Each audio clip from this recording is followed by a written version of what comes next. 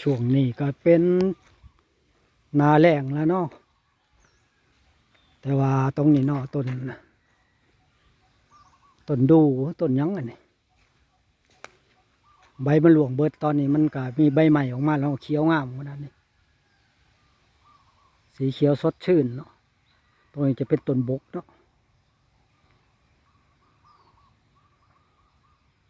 ต้นบก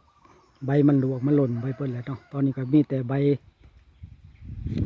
ใหม่ๆกำลังเกิดขึ้นมาใหม่อะเนาะโอ้ธรรมชาติคักตรงนี้เนี่ยเนาะ